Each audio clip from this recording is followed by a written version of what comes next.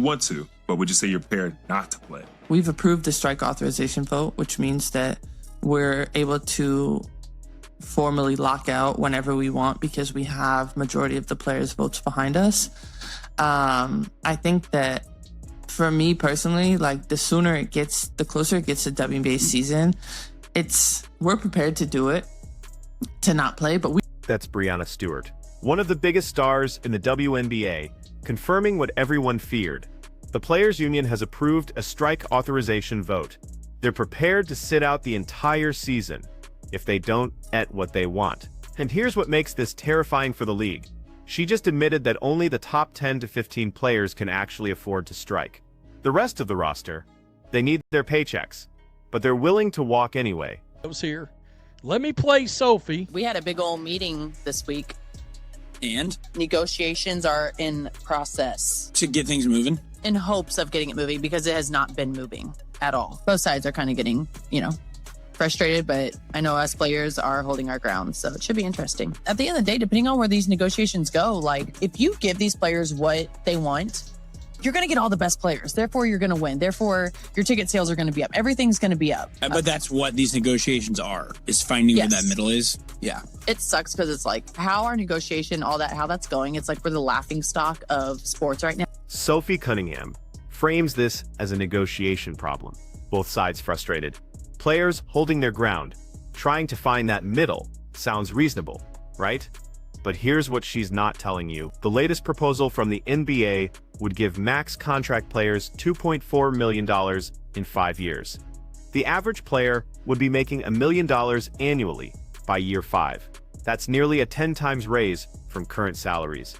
And the Players Union is calling it unfair. To influence and empower other people. For some reason, our league doesn't do that. Everyone wants to be the star. Our commissioner right now, even though we're not agreeing on negotiations or barely even talking at all, like she could still go on other social media platforms and be like, hey, I believe in our product. I love our product, because that gives off a different feel than just not saying anything and acting like we don't exist.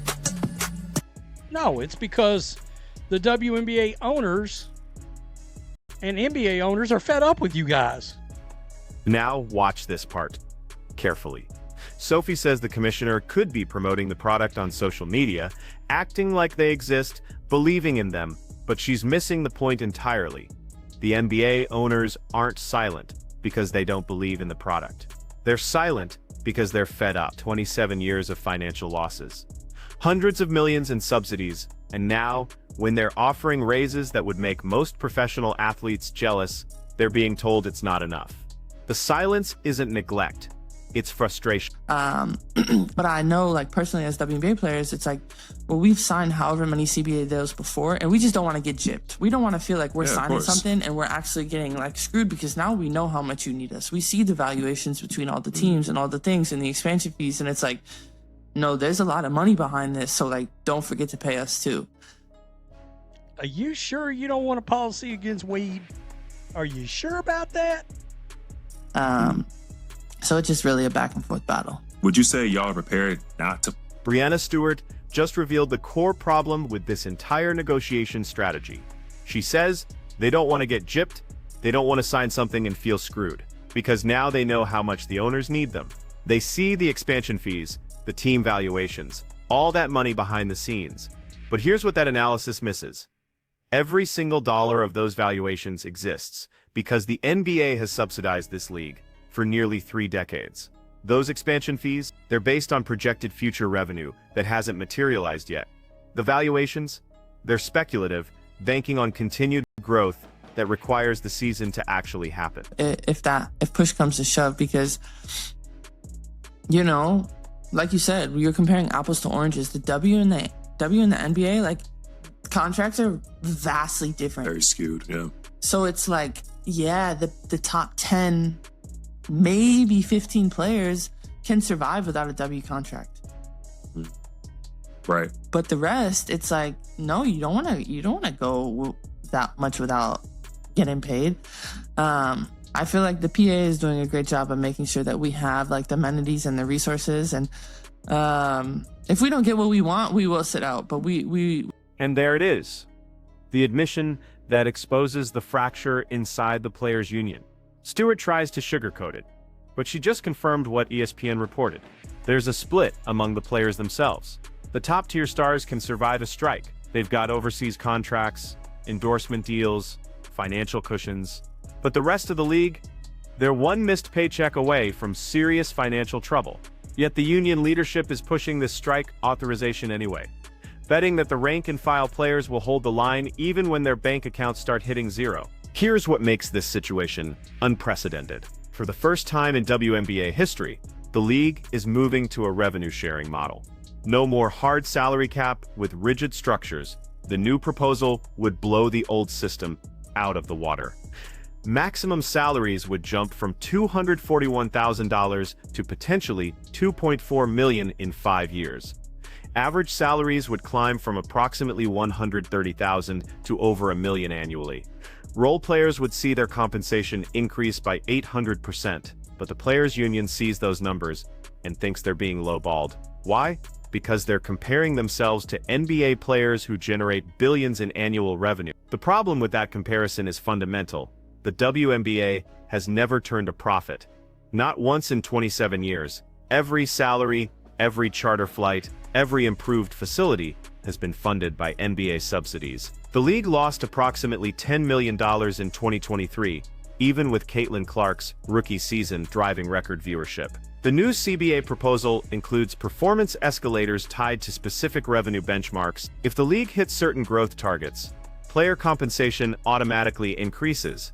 The proposal also includes full charter flights for all teams, elimination of 2-player hotel rooms, and improved family planning benefits. These aren't minor concessions. These are fundamental quality of life improvements that cost tens of millions annually, yet Sophie Cunningham calls the league a laughingstock. Breanna Stewart talks about feeling gypped, and the rhetoric keeps escalating toward a strike that would devastate the very momentum they claim to value. Because here's the reality they're not acknowledging.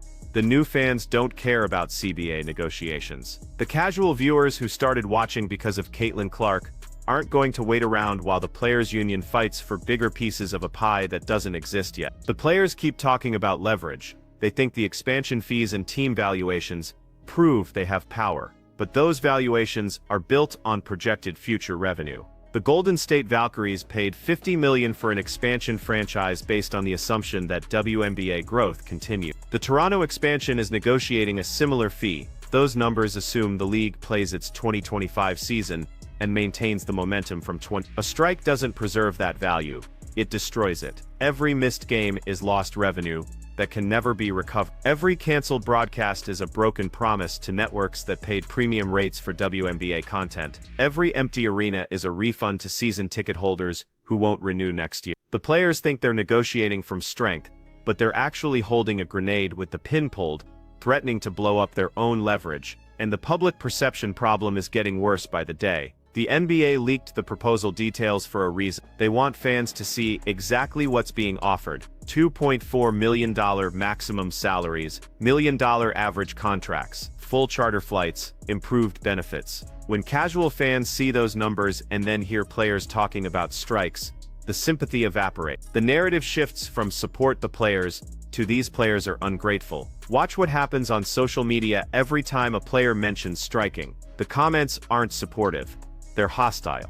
Fans are pointing out that WNBA players make more than teachers, nurses, and firefighters. They're noting that the league has never been profitable. They're asking why players who generate losses deserve raises comparable to athletes who generate billions in profit. Fair or not, that's the court of public opinion. And the players are losing that battle badly. The players' union approved the strike authorization vote, which means they have the formal power to walk out whenever they choose. But having the power to strike and having the wisdom to use it are completely different things. A strike would need to be perfectly timed, perfectly executed, and perfectly messaged to avoid becoming a public relations catastrophe. Based on the rhetoric we're hearing from players right now, they're nowhere close to that level of strategic sophistication. Breanna Stewart says they're prepared to sit out, but they don't want to. That's not a negotiating position. That's a threat without conviction. Sophie Cunningham says negotiations have barely been happening at all. That's not building public support. That's admitting dysfunction. Every time a player goes on a podcast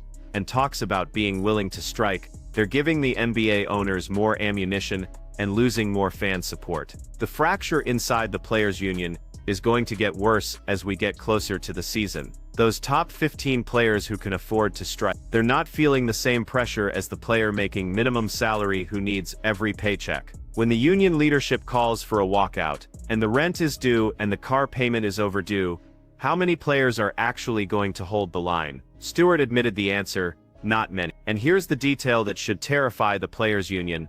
The NBA owners have been through this before. They've negotiated with the NBA Players Union, which has actual leverage because that league generates real profit. The WNBA Players Union is trying to use NBA negotiating tactics without NBA leverage. It's like bringing a knife to a gunfight and being surprised when you lose. The smart play for the Players Union would be to take this deal, bank the massive raises, prove they can generate sustainable revenue growth, and renegotiate from a stronger position in 5 years. Instead, they're threatening to blow up the season, destroy their momentum, alienate their new fan base, and prove to the NBA owners that subsidizing this league is a waste of money. That's not negotiating strategy, that's organizational suicide. So here's the question every WNBA fan needs to ask. If the players strike and miss even one regular season game, will you still be watching when they come back? Because the players are betting you will. They're betting the Caitlin Clark effect is strong enough to survive a work stop. They're betting casual fans will forget about the strike